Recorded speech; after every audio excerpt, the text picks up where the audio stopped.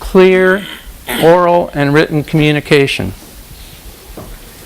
and collaboration with peers and teachers. We propose that if students leave able to do those three things well, that they're going to have a good chance of having success in the workforce. The brightest guy I knew at West Ed when I worked there got fired, not because he wasn't the brightest guy in the whole place, but because he couldn't collaborate worth a darn. And everything we did required you to work with someone else. Beyond the center of the project, we see these 6 parts. That's good. A project has to require in-depth inquiry. It can't be a series of Googleable questions. It can't be something you can cut and paste from Wikipedia. There may be a place for Wikipedia and Google in it, but the answers aren't there. Think back to my example. There are a number of right answers to that question about where you place the mission, how you design it. There are also wrong answers.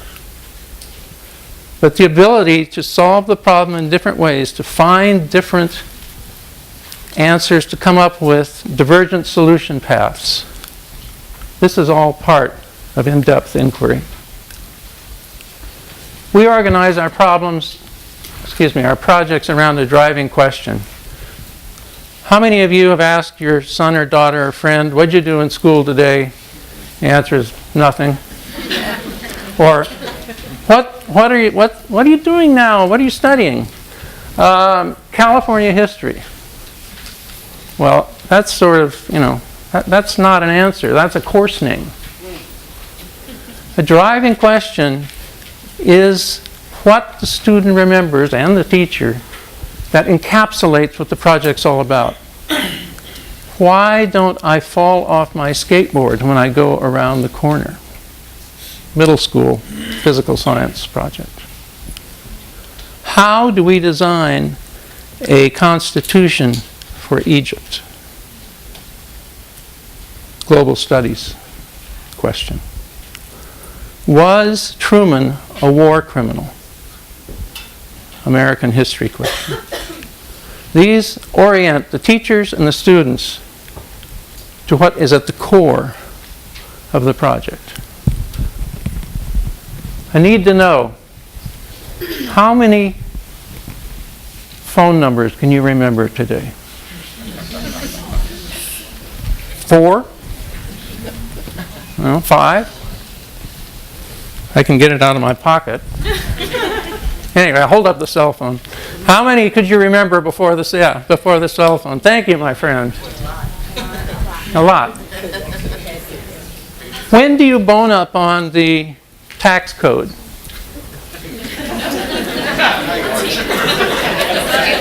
April 14th? There's got to be some reason for a student to do this. What we'll try and do is make the knowledge you want them to learn necessary to complete the project or the challenge. So they can't succeed.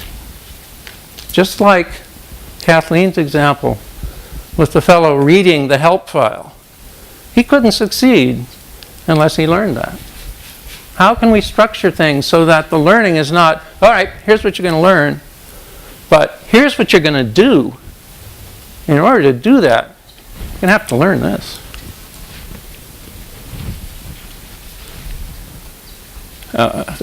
Voice and choice. There's been a lot of talk about that today, and I think what our friends from the Youth Empowerment Fund just said was much more eloquent than anything I could say. Finally, revision and reflection. Deliberate practice. That's both revision and reflection. How many people, barring Mozart, got the draft right the first time? Nobody gets it right the first time. It has to be redone. What is peer editing all about? Why do you give it to your spouse and say, what do you think? You know, students need to know this. They have to know it doesn't just come out golden. It has to be woven. You know. And the metacognition that Paul was talking about. The reflection on what I've learned and how I got there and what I didn't know and the mistakes I made and what I'm going to take forward with this. That's crucial. Finally, public audience. How do I know what I know? I have to tell you. A demonstration of competence. Something that raises the bar a little bit so that I'm going to look like a fool if I don't make this presentation in a way that you can understand it. Same thing when a student talks about where they're going to locate their mission. You know, they need to explain and be asked questions and respond. So what I'm saying in general is that there is a method behind project-based learning. There are a number of design decisions that have to be made. I love this quote from St. John. He's known as the man who said, education is based on experience. So let's just go out and experience the world, right? Just because it comes through experience doesn't mean that all experiences are equally educative. So we have to organize that experience and maximize probabilities that certain things will happen.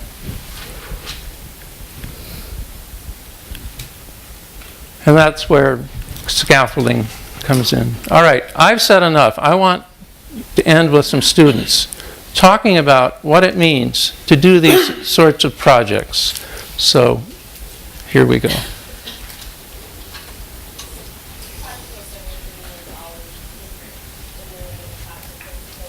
You actually get to do what you're talking about. When you do something. Thank you. There's some swag out there on the table if you want to take it.